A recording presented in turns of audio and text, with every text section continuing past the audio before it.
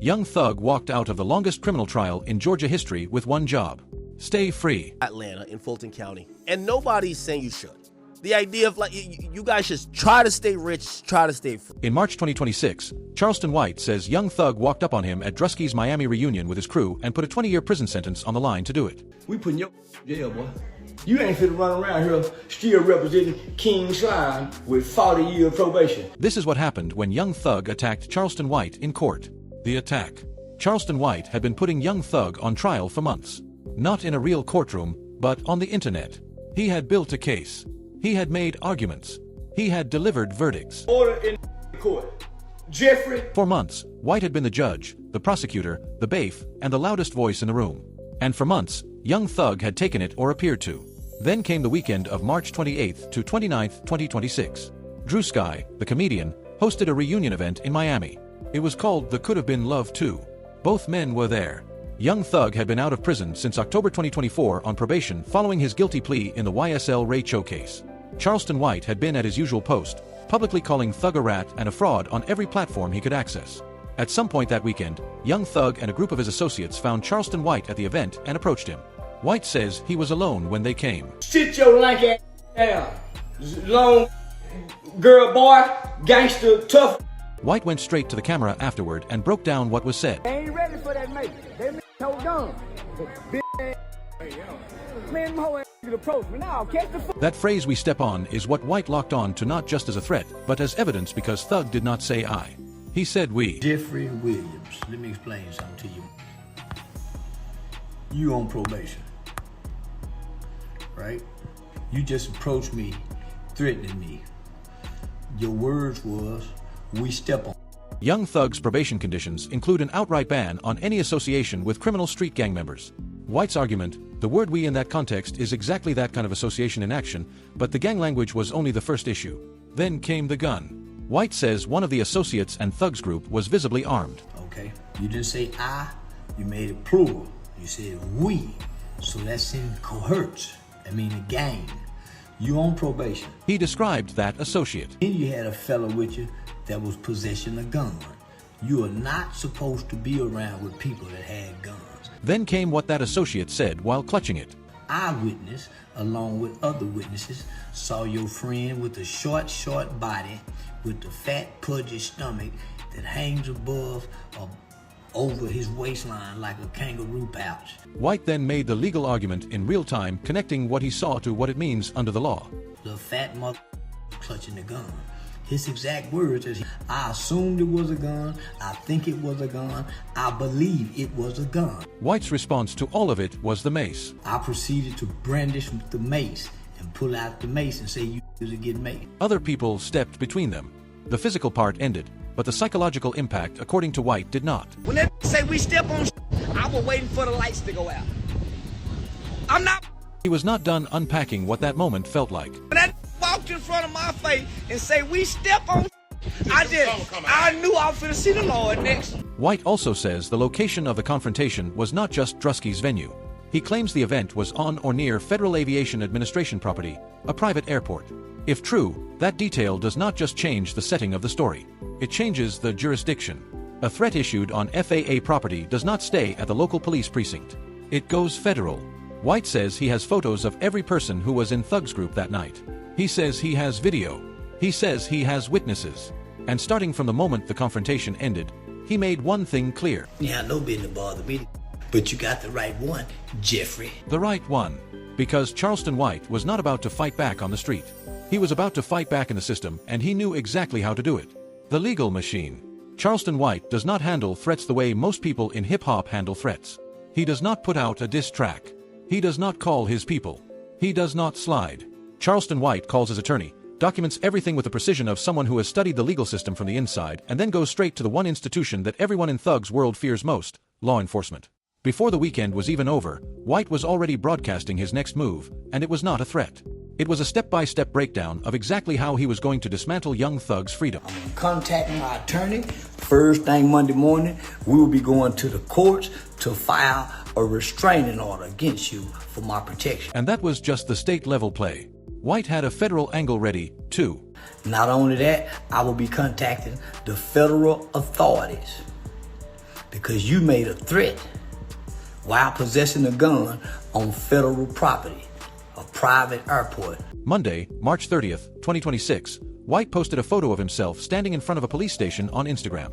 The caption, "I promise you, Jeffrey going back to jail for probation violation." This was not a vague threat. This was a man who had already thought through the legal architecture of what he was building. White laid out his multi-pronged strategy. File a police report and press charges for terroristic threats with the potential for federal involvement due to the FAA property claim. Seek a restraining order against Young Thug. Contact Young Thug's probation officer directly. Send footage to Fulton County DA Fonnie Willis. Report the alleged probation violations, specifically the threats and the armed associate, to the people with actual authority to act on them. But White did not stop at filing. He went on camera and walked his audience through the procedural mechanics of how a probation violation actually moves through the system because he understood them. This is a process. The people can't just jump the process and go off what I'm saying online. They gotta wait for this to get put into the system. White understood how the pipeline actually works, and he kept going. Once it get put into the system, the people have to do a small, somewhat of a procedural investigation. After they do the procedural investigation, This is where the legal precision becomes genuinely dangerous for Thug. White was not just venting. He was outlining a real sequence. The report goes in, the investigation happens, then the paperwork travels from Miami, where Thug's probation had been transferred, back to Fulton County, Atlanta, where the original plea and sentencing judge sits. then they have to take care of her in open locker, contact the people down at the probation department down here in Miami. The trail does not stop in Miami. It travels back to where the sentence originated. Because he got his probation transferred down here. Then they got to send the paperwork back to Atlanta, Fulton County. White understood something that most people watching this as entertainment did not. Probation officers have very broad discretion. A credible report, especially one accompanied by video footage, witness accounts, and photographs of the people Thug was with, does not require a criminal conviction to trigger a revocation hearing. It requires only the probation officer's determination that there is sufficient basis to proceed, and White was making that basis as thick as possible. Then came the restraining order strategy, which White identified as the move that would truly shake the system. Before I leave and I go hit him with the restraining order, that's what's going to shake the probation department. The restraining order is the move that would formalize White's fear, turning a social media claim into a court document. Once a judge signs a restraining order, any violation of it becomes a separate criminal offense on top of the existing probation conditions. It creates a second legal ring around Thug tighter than the first. White also made the Fonnie Willis connection explicit. He mentioned her name with a kind of savoring satisfaction, as if he knew that the very mention of her office, the office that had originally prosecuted the YSL RICO case, would land differently than any other threat. Jeffrey King Slime finna slime your ass right into Fannie Willis' hands. She already done tried to get you revoked. She already done tried to get you revoked. That line is a reference to April 2025 when prosecutors sought revocation over a deleted social media post that allegedly targeted a witness. The judge declined that time, but the framework for revocation was already established. White was handing Fonnie Willis's office a new set of facts on a fresh case. Guess what I'm finna do? Get you a revocation hearing. As of April 1st, 2026, no official charges, arrests, or confirmed probation violations had been reported against Young Thug as a result of this incident. But the gears White described the procedural machinery of reporting, investigating, and transferring paperwork were already in motion. And the reason those gears are so dangerous is what was written into Thug's sentence on October 31st, 2024. The tight rope. When Young Thug pleaded guilty on October 31st, 2024, he walked out of custody the same day he walked into that courtroom. Technically free, his face finally exposed to daylight after over 2 years in pre-trial detention. But the terms of what he walked out into were, by any measure, one of the most suffocating legal arrangements ever handed to a major rap artist in American history. The sentence was 40 years total. The first 5 were commuted to time served. Then came 15 years of probation. And looming behind all of that, silent, dormant, but fully alive, was a 20-year backloaded prison sentence. Not a possibility, not a threat, a sentence already written, already signed, waiting. If probation is revoked for any material violation, those 20 years activate. Young Thug does not go back to county. He goes back for 2 decades. This is what Charleston White was pointing at when he started making calls. The probation terms themselves read like a document designed to surgically remove every element of Young Thug's identity. First, the 10-year ban from Metro Atlanta, not the city, the entire metro region as defined by the U.S. Census Bureau, the place where YSL was born, where his label operates, where his family lives, where his career was built from nothing. He was given 2 days to leave after sentencing. He cannot return except for narrowly defined emergencies involving immediate family, weddings, funerals, graduations, medical crises, and even then only briefly. After 3 clean years of probation, he may earn the right to visit Atlanta up to 4 times a year for up to 2 weeks each time, provided no violations occur. Second, 4 live anti-gang presentations per year to be delivered in person at grade schools, middle schools, boys and girls clubs, and similar youth organizations. These are not optional media appearances or Instagram posts. They are mandatory in-person in Atlanta visits that serve the dual purpose of community service and public atonement. Third, and most directly relevant to the Drew Sky event, the prohibition on any association with criminal street gang members. 2 exceptions were carved out with surgical specificity, his brother Unfunk and Gunana, but only as long as Gunana remains contractually tied to YSL Records. Everyone else in the YSL orbit, every co-defendant, every affiliate, every face attached to that world is off limits. And then came the clause that turns a scene like the Drew Sky event into a live grenade. No promotion of gangs in any form. No gang references in music. No gang signs. No gang language. No representation of criminal street gang activity in any way, shape, or form.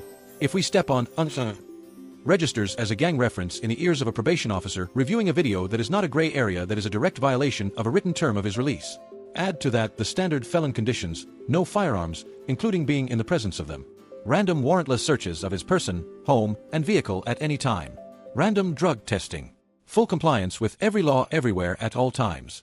The Drew Sky confrontation, as Charleston White described it, touched at least 3 of those conditions simultaneously. The Gang Association Clause, the Armed Associate Clause, and the threat constituting a new crime clause. The location on what White claims was FAA property would add a 4th dimension, federal jurisdiction. 2 things you can't do. Stop me from going to the police and unscare me. Yeah, once you scare me, you can't unscare me. And say, showed up musty with $1 million chain around his neck. The chain around Thug's neck, the chain around his wrist in the form of a 20-year sentence. The irony, rich, cruel, and entirely of his own construction, is that the man who was handed what legal observers called an unusually lenient outcome given the gravity of the RICO charges now faced the possibility of losing it all, not to a new indictment, not to a new trial, but to a confrontation at a comedian's Miami reunion event. This is the tightrope. There is no net. Atlanta in Fulton County. And nobody's saying you should. The idea of you guys just try to stay rich, try to stay free. Those words were spoken by DJ Academics, who was watching the situation unfold in real time and recognized what it meant. That second chance, the one young thug was given after more than 2 years locked up while the longest criminal trial in Georgia history ground on around him, was now being dangled over the edge by the weight of one weekend in Miami. The rat race. To understand why young Thug was at that event at all, why he apparently could not let Charleston White operate unchallenged, you have to understand what White had been saying about him for the past year. Because this confrontation was not a spontaneous eruption. It was the collision point of a months-long campaign by Charleston White to strip every layer of street credibility from young Thug's name. And the ammunition White was using was not fabricated. It came from a police interrogation room in 2015. In the summer of 2025, audio from a roughly 2-hour voluntary police interview resurfaced and went massively viral. In that 2015 recording, young Thug sat down with Atlanta detectives to discuss the shooting at Lil Wayne's tour bus.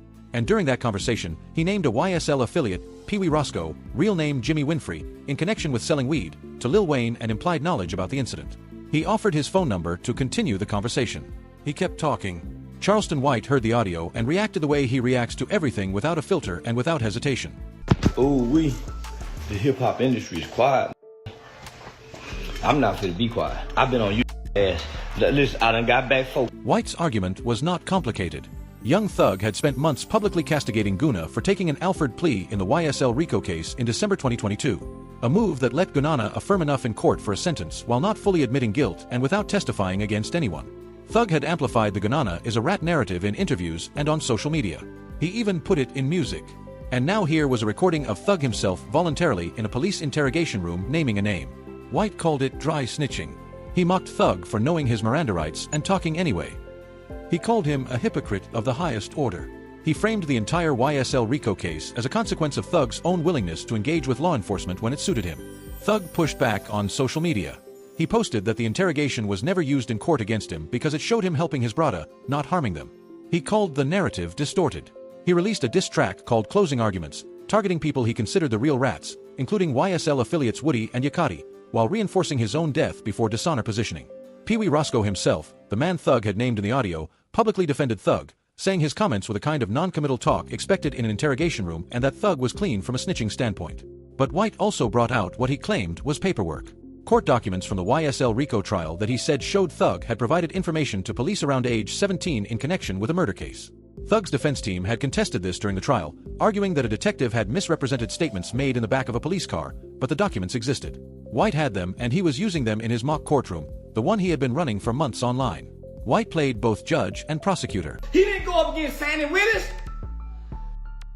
It's a gang unit detective. White's point, Brian Steele, Thug's own defense attorney, had reportedly told Thug not to take the plea.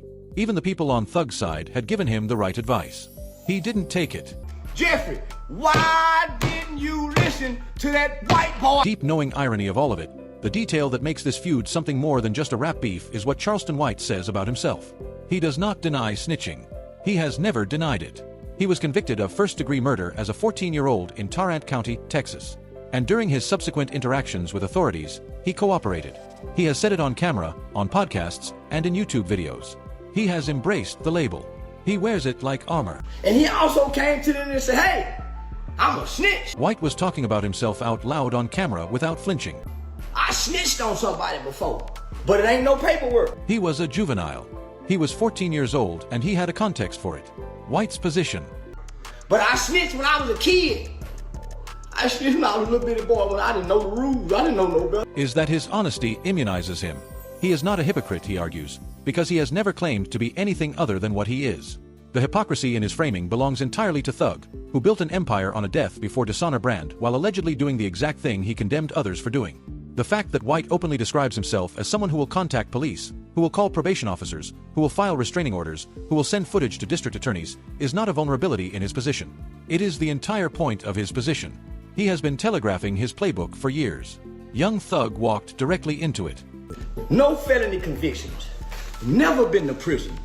Never shot a gun at a. Never committed a crime in a black neighborhood. He kept going, completing the list. Never sold drugs to black people. Never raped nobody. Never molested nobody. Never done harm to nobody in the community. White is talking about himself, building his own defense for why his legal threats are legitimate, and his standing to make them is unimpeachable. It is absurd. It is theatrical, and it is entirely coherent within his framework. He has fashioned himself into the one figure in hip-hop who cannot be silenced by the threat of being called a rat because he announced it first. The reaction. The moment the videos from Drusky's event hit the internet, the response was immediate, layered, and in some quarters genuinely alarmed. The first major voice to weigh in, and arguably the one whose words carry the most weight in terms of actual street context, was Ro, the Atlanta rapper, who had his own complicated history with Young Thug and had watched the YSL Rico saga unfold from a particular vantage point, did not express sympathy. He expressed something colder, a kind of bewildered exasperation at the decision-making on display. Ro posted on Instagram, "Wise men don't start fights that they can't win. Some you just got to walk past. Only a damn fool would publicly push up on Charleston White." He went further in video, calling White a gangster's worst nightmare, and making the point that anyone in Thug's position on probation with a 20-year backloaded sentence hanging over them should have the discipline to know what situations to walk away from. He added, only half joking, that he personally did not want White to send Thug back to jail because he would lose trolling material, but the underlying message was unambiguous. This was avoidable, and the decision to engage was at minimum a serious miscalculation. DJ Academics reacted on stream with a tone that was less sympathetic and more incredulous. And I do want to send a PSA and a hopeful warning to Young Thug. The warning was genuine. Academics was not trolling. He was speaking to the stakes. Young Thug, we felt bad for you the first time. Academics acknowledged the sympathy that had existed during the Rico trial, the rallying around Thug, the free Thug energy, the genuine sense in parts of hip-hop that the prosecution had been overzealous. But that sympathy, he said, had a shelf life. Thug had been handed something extraordinarily lenient given what he had been accused of. Murder-related RICO charges that had sent other people to prison for life. But after you've gotten the most lenient sentence we've ever seen. He unpacked exactly what those charges were, what lenient was measured against. For the things you were being accused of, which included murder. Academics then zeroed in on the specific behavior pattern he had been observing. Thug and Lil Baby, he said, had been moving around Miami together like a unit. He called them the Bonnie and Clyde of hip-hop, running with what he described as rent-a-goons and carrying the energy of people who had not internalized what was at stake with their freedom. I'm giving the warning now, because if he gets into some further trouble, there will be no tears to be had. No tears to be had. That phrase from someone who had been a consistent high-visibility supporter of the Free Thug movement signals how completely the narrative had shifted. The second chance had been granted. The second chance was now being squandered, and the room for sympathy was closing. Among fans, the response split along lines that reflected exactly the cultural fault lines this entire saga had been exposing for the past year. One camp treated it as obvious, almost darkly comedic. Why on probation with 20 years waiting for you? Would you approach Charleston White, a man who has told the world repeatedly and in specific detail that he will call police, contact probation officers, and file legal documents against anyone who threatens him? The logic of pressing someone who has built his entire brand around weaponizing the legal system while you yourself are the most legally vulnerable you have ever been is the kind of logic that generates memes. And it did. The other camp pushed back on White's narrative itself, pointing out that his account of the incident was entirely one-sided, that public videos of the confrontation showed yelling and a heated exchange rather than clear audio of life-threatening statements, and that White's documented history of inflammatory provocation made him an unreliable narrator. Some asked whether the confrontation was even initiated by Thug, or whether White's months of public attacks had created the conditions for it. Others noted that the gun claim, the most serious element legally, rested entirely on White's description and the testimony of witnesses he claimed to have with no confirmed independent corroboration in the public record. White's version positions him as the lone, fearless man who stood his ground. The video circulating online, described in multiple reports as showing mostly verbal confrontation rather than a physical attack, do not cleanly confirm or deny his account of the gun or the specific life-threatening words. What they confirm is that there was a confrontation, that things were heated, and that security got involved. The deeper conversation the entire incident reignited is the one that the YSL RICO case had already cracked open 2 years earlier. What does street code actually mean in an era where probation terms are this precise, RICO statutes are this broad, and the consequences of a single bad night are this catastrophic?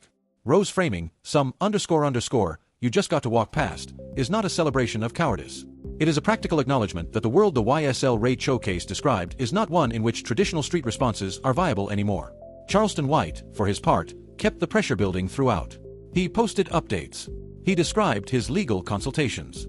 He named Fonnie Willis again. He said the restraining order would be the instrument that shook the probation department loose. I'm gonna be so goddamn happy. Be walking around and see snitch put Thug in. And then he described in full what it would feel like to walk through Atlanta knowing he had been the one to put young Thug back inside. Them man, they got to go to jail. They walking around scaring innocent people such as myself. Sending them back where they really tough. As of April 1st, 2026, no official charges, no arrests, and no confirmed probation violations have been reported against young thugs in connection with this incident. The legal machinery White described as real, but it is slow. Reports go in, investigations are conducted, paperwork travels between Miami and Fulton County, supervisors review, officers make determinations, judges decide. None of that has produced a public outcome yet, but the ingredients White assembled, a formal police report, claimed video evidence, witness accounts, probation officer notification, and at minimum the framework for a restraining order application are not nothing.